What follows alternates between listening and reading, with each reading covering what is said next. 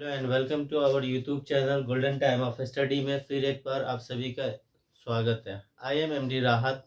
आज हम लेकर आए हैं आपके लिए सांख्यिकी यानी कि स्टैटिक्स। इसके सभी तथ्य को हम आज पूरी तरीके से जानेंगे। हम इस पार्ट 1 में हम सांख्यिकी के कुछ मुख्य बातों को इस वीडियो के अंदर जानेंगे। उससे पहले अगर आपने हमारे YouTube channel golden time of study को सब्सक्राइब नहीं किया है तो चैनल को सब्सक्राइब कर दें, वीडियो को लाइक और शेयर कर दें। चलते हैं सीधे सवाल की तरफ। यहाँ पे है एस्थेटिक्स। हर बच्चे इस चीज़ को जानते हैं, जिसको हिंदी में कहते हैं सांख्यिकी। अब हमसे कोई पूछे कि सांख्यिकी होता क्या है, सांख्यिकी गणित की कौन सी एक ऐसी धारा है जिसमें इन सभी चीज़ों को आता है, इसमें क्या चीज़ हमें पढ़ने को मिलता है, इसके अंदर हम क्या चीज़ करते हैं। तो पहले सांख्यिकी की परिभाषा हम लोग समझेंगे, जिसको एस्थेटिक्स कहते हैं। सांख्यिकी होता क्या है, सांख्यिकी किसे कहते हैं। मैंने यहाँ पे इसका डिफिनेशन लिख रखा है, सांख्यिकी किसे कहते हैं। चलते हैं। सांख्यिकी जिसको इंग्लिश में कहा जाता है एस्थेटिक्स। क्या कहा जाता है इंग्लिश में? कहा जाता है एस्थेटिक्स। सांख्यिकी को इंग्लिश में एस्थेटिक्स कहा जाता है। सांख्यिकी होता क्या है, यहाँ पे लिखा गया है, गणित की वह शाखा जिसमें आंकड़ों के संग्रह, प्रस्तुतिकरण, विश्लेषण पर आंकड़ों का अर्थपूर्ण निष्कर्ष निकालने के संबंध में अध्ययन किया जाता है, सांख्यिकी यानी कि एस्थेटिक्स कहलाता है। क्या चीज को कहते हैं? इसके अंदर जो है गणित की वह शाखा होता है जिसमें आंकड़ों, कोई भी आंकड़ा होता है ना, आंकड़ों का एक संग्रह होता है, एक समूह होता है। उसमें हम उसका क्या करते हैं? प्रस्तुतिकरण, विश्लेषण या फिर आंकड़ों विश्लेषण पर इन सारी चीजों को करने के बाद आंकड़ों से अर्थपूर्ण निष्कर्ष निकालने के संबंध में अध्ययन किया जाता है, सांख्यिकी कहलाता है, यानी कि एस्थेटिक्स कहते हैं। अब हम समझेंगे कि एस्थेटिक्स जो होता है, सांख्यिकी से संबंधित कुछ आधारभूत तथ्य होते हैं जिसकी जानकारी हमें होनी चाहिए। फिर हम उस सवाल को इजी वे में आसानी से क्या कर सकते हैं? सॉल्व कर सकते हैं। कोई भी सांख्यिकी जो होता है उसके कुछ आधारभूत तथ्य होते हैं जिसकी जानकारी हमें होनी चाहिए। यहाँ पे हम उससे पहले यहाँ पे हम उन सारी जानकारी को लिख रखे हैं, हम आपको एक एक करके आपको समझाते हैं। सबसे पहले कहा गया है कि सांख्यिकी में जो होता है वह आंकड़ा होता है। क्या होता है? आंकड़ा। क्योंकि यहाँ पे इसकी डिफिनेशन में बताया गया आंकड़ों के संग्रह की प्रस्तुतिकरण आंकड़ा होता है। क्या होता है? आंकड़ा, जिसको इंग्लिश में कहता है डाटा।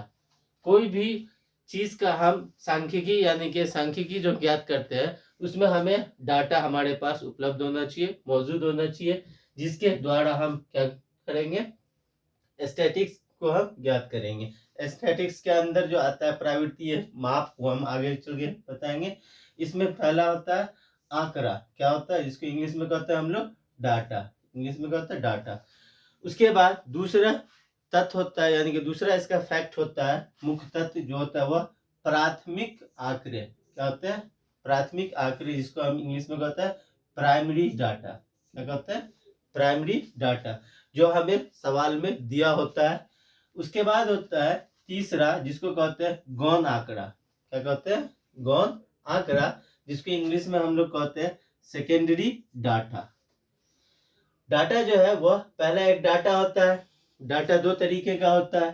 पहला उसमें होता है प्राथमिक आंकड़ा या गौण आंकड़ा, प्राइमरी डाटा या सेकेंडरी डाटा।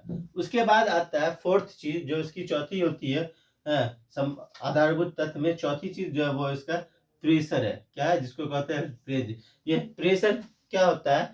तो जो आपको आंकड़ा दिए हुआ है उसके उच्चतम मान में से न्यूनतम मान को घटाने के बाद हम क्या करते हैं? किसी भी चीज का प्रेशर यानी कि उसका रेंज को ज्ञात करते हैं। अगर हमको कोई आंकड़ा दिए हुआ है, मान लीजिए कि आंकड़ा है 10, 9, 8, 7, 6, 11।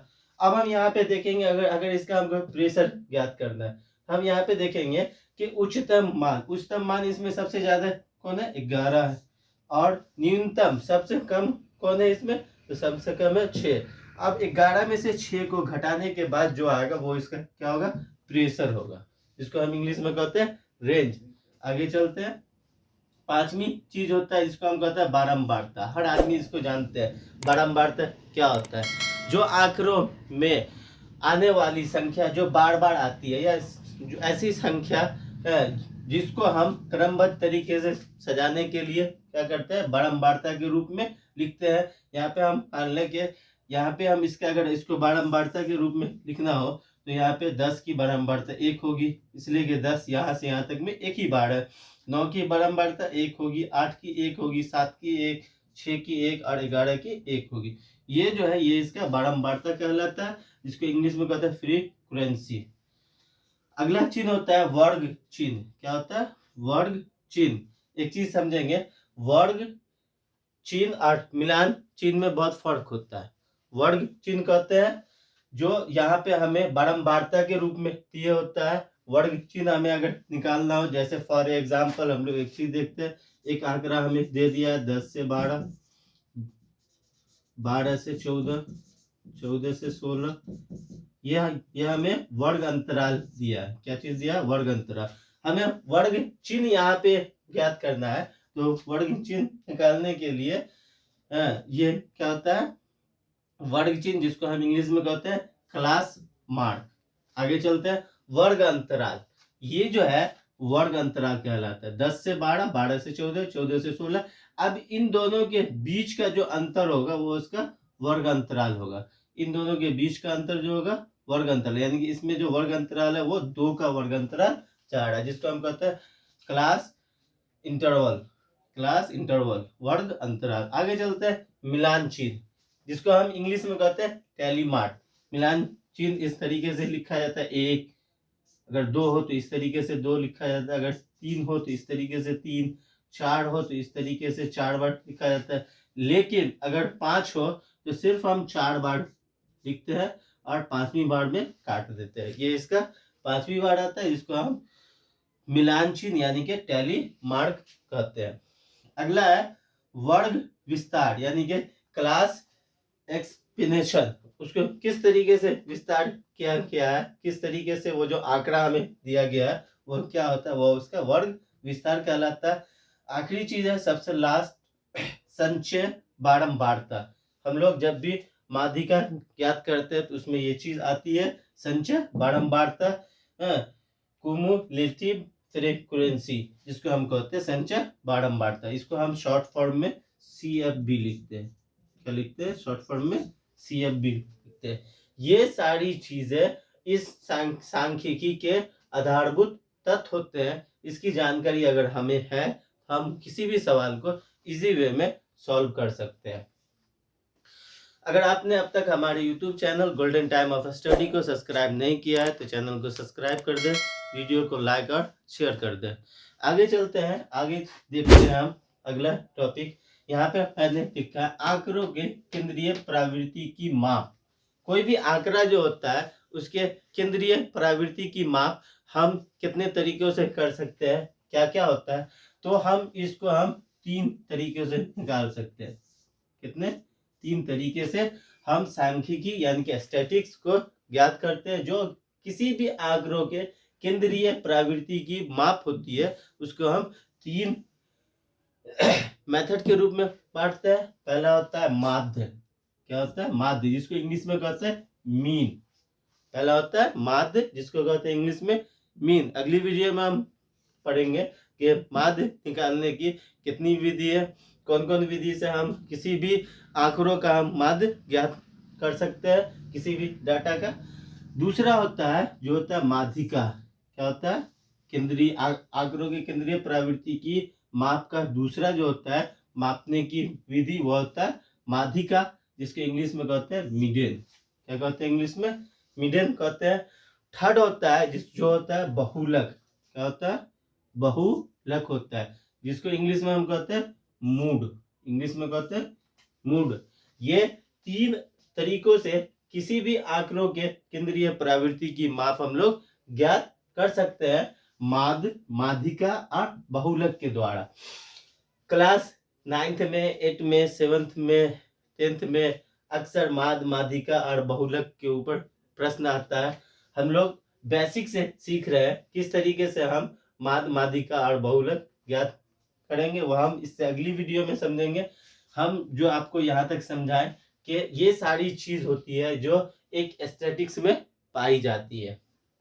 कौन कौन? आंकड़ा यानी कि डाटा, प्राथमिक आंकड़ा, गौण आंकड़ा, प्रीसर, बारंबारता, वर्ग चिन्ह, वर्ग अंतराल, मिलान चिन्ह, वर्ग विस्तार और संचय बारंबारता।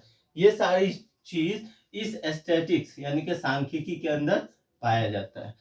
उसके बाद किसी भी सांख्यिकी के आंकड़ों को, जो हमें आंकड़ा दिए हुए यहाँ पे वही चीज आता है, आंकड़ों के संग्रह, प्रस्तुतिकरण, विश्लेषण पे आंकड़ों का अर्थपूर्ण जो आंकड़ा हमें दिए होता है उसको अगर हमें ज्ञात करना हो तो हम यहाँ पे देख सकते हैं कि मीन, माध्य जिसे हम इंग्लिश में कहते हैं मीन, माध्यिका जिसे इंग्लिश में कहते हैं मीडियन, तीसरा होता है बहुलक जिसे इंग्लिश में कहते हैं मूड।